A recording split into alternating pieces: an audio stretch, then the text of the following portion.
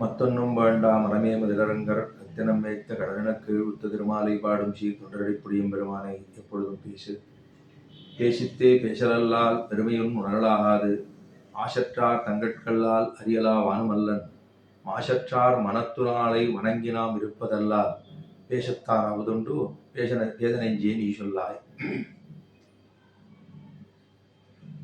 இந்த பாசுரத்தாலே ஆழ்வார் சொல்ல விழைவது சொல்லியிருப்பது என்னவெனில், நம்மால சொல்ல முடியலன்னு சொல்லிட்டோம். பெருமானுடைய திருநாமங்களை சொல்லுவது அப்படிங்கிறது எனக்கு ரொம்ப அரிதாக இருக்கிறது, முடியல, நேரமே போறல, இப்படி ஏதோ காரணங்களை சொல்லி தட்டி கழித்தோமாம். இப்போ ஆழ்வார் சொல்றார், ஐயா மனசால நினைக்கலாமா இல்லையோ, வாக்கால சொல்லணுமா இல்லை, மனதால நினைத்தாலன்னோ வாக்கினாலே சொல்லுவது அப்படிங்கிறதுக்காக இப்படியாவது நீங்க செய்யலாமே, இது கூட செய்ய முடியாதவங்களால என்ன ஆழ்வார் நமக்கு உபதேசம் பண்ணுவது போல தான் தன்னுடைய மனதுக்கும் சொல்லிக் கொள்ளுகிறார். எப்பேற்பட்டவனான எம்பெருமான், அந்த எம்பெருமானை நினைப்பதும் சொல்லுவதும் அவனை தொழுவதும் வணங்குவதும் பூஜை பண்ணுவதும் இதெல்லாம் ஒரு ஜீவனுக்கு, இங்க இருக்கக்கூடியவனுக்கு அது ஒரு கர்த்தவியம் இல்லையோ, அதைத்தானே நாம் செய்தாக வேணும். அதை செய்யாமல் இருந்தால் என்ன ஆறுது? பெருமாளை நினைச்சுட்டு ஒரு பக்கம் மத்தொன்னை உபாயமாக பற்றி எம்பெருமான போய் சேரணும் என்று நினைப்பதும், பிராப்திய பிராபகங்கள் அப்படிங்கிறது புரியாமல் இருப்பதும், இதெல்லாம் ஆசு மாசு என்று சொல்லப்படுகிற இரண்டு குற்றங்களாக வந்து சேருமே அப்படின்னு ஆழ்வார் தெரிவிக்கிறார். பேசித்தே பேசலல்லால் பெருமை ஒன்று உணரலாகாது. பகவானுடைய பெருமையை எது சொல்றது? வேதங்களும் வேத புருஷர்களும், அதாவது வேதங்களும் வேதத்தை அபியசித்ததான பெரியோர்களும் முன்னோர்களும் ரிஷிகளும், இவர்களெல்லாம் நிறைய வேதத்தை தெரிந்து கொண்டு அதுதானே பிரமாணம். ஏன்னா பேசித்தே பேசலல்லால் பெருமையொன்று உணரலாகாது. வேதத்தை அறிந்திருக்கணும், வேதத்தினுடைய அர்த்தங்களை தெரிந்து கொண்டிருக்க வேண்டும். அதை தெரிந்து கொண்டிருந்ததான பெரியவர்களுடைய அத்தை நாம் அபியசித்திருக்க வேண்டும். அதை அபியசித்திருந்தாதானே நம்ம எம்பெருமானுடைய பெருமையை தெரிந்து கொள்ள முடியும். நீலதோயத மத்தியஸ்தா வித்யுல்லேவே பாஸ்வரா என்று உபனிஷத் வாக்கியம் சொல்லுகிறது. அதே போல அதாவது ஹிரண்யஸ்மஸ்ரு ஹிரண்யகேஷா தசேதா கவ்யாசம் புண்டரீகம் ஏவமக்ஷிணி என்று சாஸ்திரம் சொல்லுகிறது. யதோ வாச்சோ நிவர்த்தந்தே அப்பிராப்பிய மனசாசக ஆனந்தம் பிரம்மணோ வித்வான் என்று சொல்லுகிறது. மனப்பூர்வோ வாகுத்தரா என்று சொல்லுகிறது. இதெல்லாம் உபனிஷத் வாக்கியங்கள். மனப்பூர்வோ வாகுத்தரா அப்படின்னா மனசுல முதல்ல தோணணுமோ இல்லையோ, இந்த மனசுங்கிற இந்திரியத்துக்குள்ள வந்த பிற்பாடுதான் வாக்கியந்திரியத்துல வெளியில வரும். இது இருந்தா தான் வாயாலே சொல்ல முடியும். நாம் இதற்குள்ளே எம்பெருமான நினைக்க வேண்டும் இல்லையோ, அதை சொல்றவா அந்த பெருமை முதல்ல தெரியணும். ஒரு விஷயத்தினுடைய பெருமை தெரிஞ்சாதான் அதை பத்தி நாம் சொல்லுவதற்கோ, அதை பத்தி நாம் பஜனை பண்ணுவதற்கோ, அதை பத்தி நாம் பூஜை பண்ணுவதற்கோ, அதை பத்தி நாம் திரும்ப திரும்ப நினைப்பதற்கோ நமக்கு அதை பத்தி நிறைய விஷயங்கள் தெரிந்திருக்க வேண்டும். அது தெரியாம இருந்திருக்குன்னா நம்ம அதை செய்யறதுக்கே நமக்கு மனசு வராது. ஒரு விஷயத்துல முதல்ல இத தியரி அப்படின்னா இந்த விஷயத்த நம்ம தெரிஞ்சுக்கணும், அப்புறம் பிராக்டிக்கல். நாம் இதை தெரிந்து கொண்டு எம்பெருமான நம்ம செய்யணும். ஆனா இது ரெண்டு ரெட்ட போக்கு அப்படியே போயிட்டே இருக்கணுமோ இல்லையோ. இப்ப என்ன சொல்ல வரா? பேசித்தே பேசலல்லா. அந்த வேதங்கள் எம்பெருமான சொல்றது எப்படி இருக்கான்? ஹிருதய கமலத்துக்குள்ளே மத்தியத்துக்குள்ளே ஒளி வீசக்கூடியதாக எம்பெருமான். நீலதோயத மத்தியஸ்தா, இந்த ஹிருதயத்துக்குள்ள ஒளி பிழம்பாக எம்பெருமான் தானும் எழுந்துள்ளி இருக்கிறான். ஆத்மாவானது உள்ளுக்குள்ள இருக்கு. அவன் அப்படி பிழம்பு போல எம்பெருமான் ஒளிப்பிழம்பாக பிரகாசமாக எம்பெருமான் எழுந்துள்ளி இருக்கான். மத்தியுள்ளே வாஷ்யரா அப்படின்னு சொல்லுகிறது இல்லை உபனிஷத் வாக்கியம். அதே போல எம்பெருமான் எப்படி இருக்கானா அப்படின்னா ஹிரண்யஸ்மஸ்ருஹு ஹிரண்யகேசஹா, பெரிய பொன்னிறமாக இருக்கக்கூடிய திருமேனியும் பொன்னிறமாக இருக்கக்கூடியதான் மீசையுடையதுன்னு சொல்லுது. ஹிரண்யஸ்மஸ்ருஹு ஹிரண்யகேசஹா, அப்படி அவ்வளவு பொன்னிறமான திருமுடி கற்றள உடையவன் அப்படின்னு எம்பெருமானுடைய திருமேனி. அவனுடைய திருக்கண்களோ தஸ்ய யதா கவ்யாசம் புண்டரீகம் ஏவமக்ஷிணி அப்படின்னு சொல்லுகிறது. அப்படி கண்கள் அப்படியே கமலத்தை போல இப்பொழுதுதான் அலர்ந்ததான தாமரை கண்ணை ஒத்ததமான கண்கள் இருக்கு, இப்படியெல்லாம் சொல்றது. அதே போல எம்பெருமானை எப்படி தெரிஞ்சுள்ளலாம் அப்படின்னா, மனதாலும் யார் ஒருத்தன் எம்பெருமான் மேலே அப்படி அசைக்க முடியாத நம்பிக்கையோடு ஒருவன் இருக்கிறானோ அவன் எதற்குமே பயப்பட மாட்டான். இதைத்தான் ஆனந்தம் பிரம்மணோ வித்வான்கிற உபனிஷத் வாக்கியம். யதோ வாச்சோ நிவர்த்தந்தே அப்பிராப்யம். எம்பெருமான் மனதுக்கும் கண்ணுக்கும் எட்டாத தொலைவில் இருக்கக்கூடியவன். அந்த எம்பெருமானை நினைச்சிட முடியுமான வேதங்கள் எல்லாம் புறப்பட்டு போய் சொன்னது முடியல. மனதுக்கும் வாக்குக்கும் எட்டாத தொலைவில் இருக்கக்கூடியதான எம்பெருமானை அறிந்து விட முடியும் என்று சொல்ல முடியாது. ஆக இப்படி சில விஷயங்கள் நமக்கு இருக்கக்கூடிய பதார்த்தங்கள் எல்லாம் அப்படி அனுபவித்து இன்பத்தை அனுபவிக்கக்கூடிய இதா இருக்கு. ஆனா பகவான் அப்படி பண்ண முடியாதோ இல்லையோ, நாங்க அதனால போகலை, பெருமாளை சொல்லலை அப்படி சொன்னா. இல்லை, அப்படி சொல்ல முடியாதுமா, அப்படி சொல்ல முடியுமா? நம்ம பிறந்ததே அதற்காகத்தான். எம்பெருமானை தொழாக்கை கையல்ல கண்டாமே என்னும் வாய் அவனை அல்லது வாழ்த்தாது, அவனை தவிர மற்றொரு விஷயத்தை வாழ்த்துமா? அப்படி எம்பெருமானுடைய திருமேனியும் வடிவழகையும் சொல்லாத ஆழ்வார்களே கிடையாது. அத்தனை பேர் அப்படியே ஒளிக்கொண்ட சோதிமயமாக இருக்கக்கூடிய திருமேனியத்தானே அத்தனை ஆழ்வார்கள். ஏன்னா அவனுக்கு விபூதி என்பது உண்டு. அவன் இருக்கக்கூடிய இடம் நித்தியவாசமாக இருக்கக்கூடிய இடம் நித்திய விபூதி அப்படின்னு சொல்ல முடியும். பெருமான் ஸ்ரீவைகுண்டம் என்கிற விபூதி உண்டு, அது உண்டு.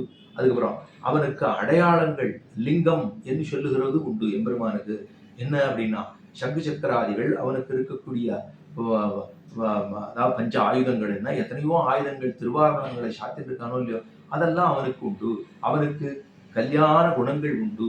அவனுக்கு எத்தனையோ கல்யாண குணங்கள், ஞானபல ஐஸ்வர்ய வீரிய சக்தி தேஜஸ் அப்படின்னு சொல்லப்படுகிற முக்கியமான 6 கல்யாண குணங்கள் தொடக்கமாக பல கல்யாண குணங்கள் என்று வாத்சல்ய மாதுர்ய சௌந்தர்ய சௌசீல்ய இன்னவோ எத்தனையோ திருநாமங்கள் அவனுக்கு இருக்கக்கூடிய கல்யாண குணங்கள் உண்டு.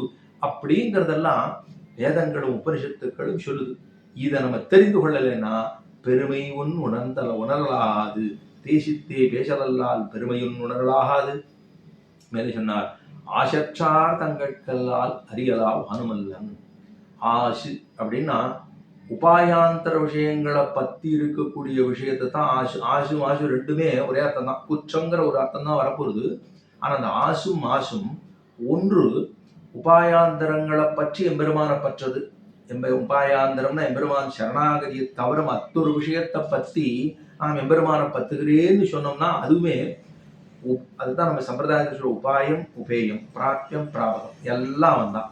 நாராயணனே நமக்கே பரதருவான்னு ஆண்டாள் சொன்னாள் இல்லையா, அதுல நாராயணனேன்னு சொல்லி வியவகாரத்தை போட்டு அதுல அவனே தான் எல்லாத்தையும் கொடுக்கணும் அப்படின்னா அவர் அதுதான் பிராப்தத்தையும் பிராபகத்தையும் சங்கிரகமாக சொன்னதான முதல் பாசுரம்.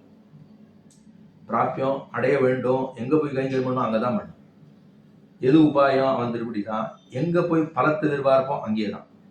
அவன் எல்லாமே ஒண்ணுதான். அவன் அவனுடைய திருவடிகளே தான். இதைத்தான் ஆழ்வார் பிராப்தியத்தையும் பிராபகத்தையும் நிஷ்கரித்தார்.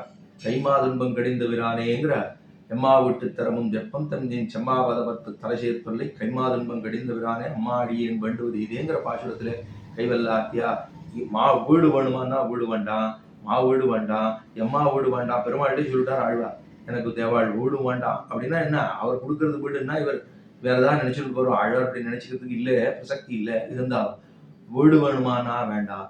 மா வீடு நம்மோட வீடு தான் ஸ்ரீவை குண்டத்து கொடுக்குறேன்னா வேண்டாம். எம்மா வீடு என்னோட வீடு ஸ்ரீவை குந்தம் பரமதம் கொடுக்குறேன்னா எதுவும் வேண்டாம் சுவாமி, தேவாள் ஒன்னே ஒன்று கொடுக்கணும். தேவாள் செம்மா பாதவர்ப்பு தலை சேர்த்து வல்லை, 2 திருப்படி தேர்த்து என் தலை மேல வையும், அதுதான் வேணும்.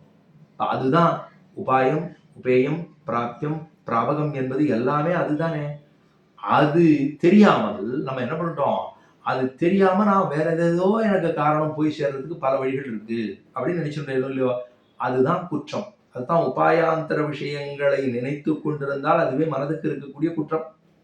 அதான் ஆசற்றார் தங்கட்கல்லால் அறியலாவானுமல்லன்.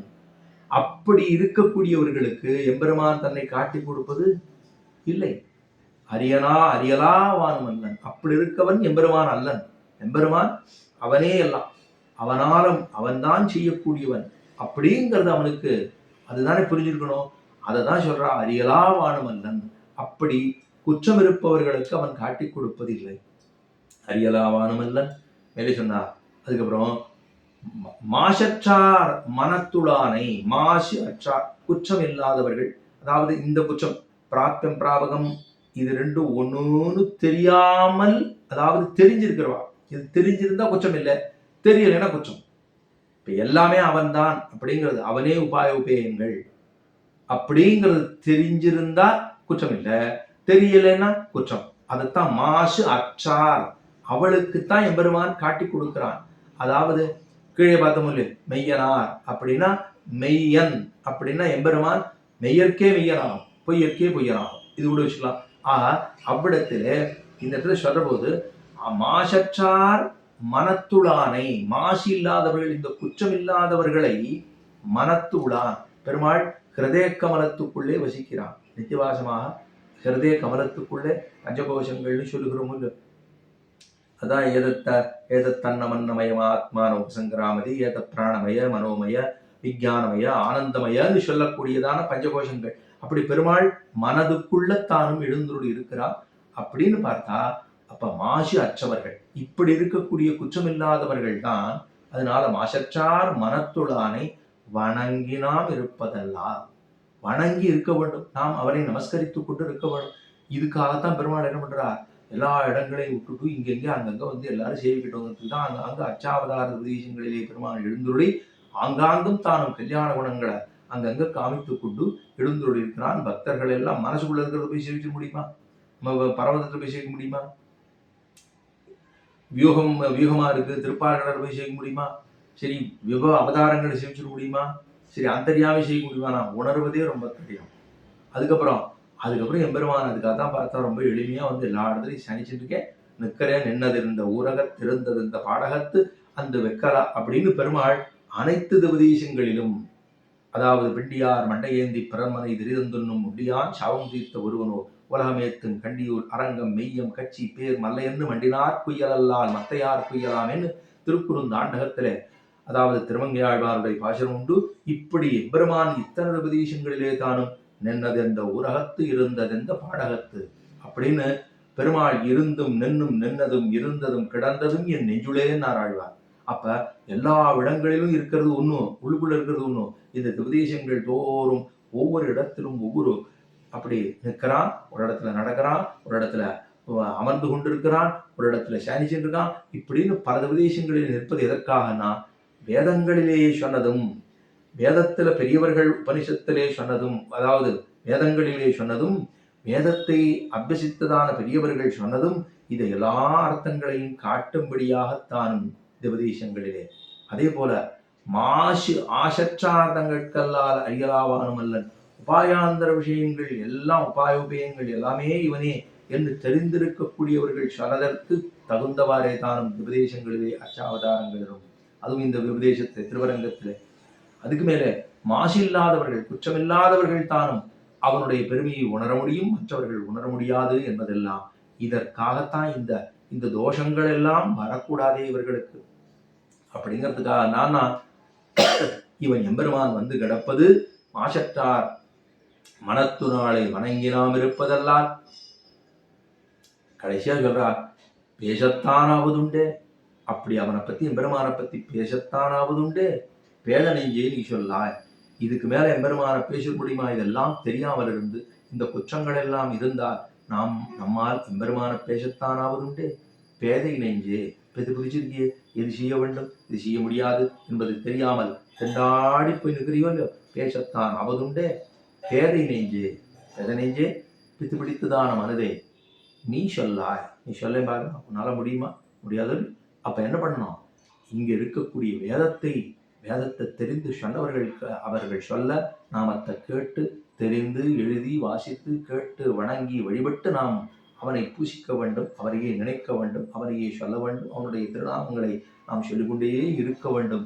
அதுவே பிராபக உபயங்கள் அப்படின்னு சொன்னா எம்பெருமானுடைய திருவடிகளே அத்தனையும் அப்படிங்கிறத நாம் தெரிந்து கொள்ளப்படும் அப்படிங்கிறதா சொல்லிக்கொண்டு ஆழ்வார் திருவடிகளுக்கு பல்லாண்டு பாடி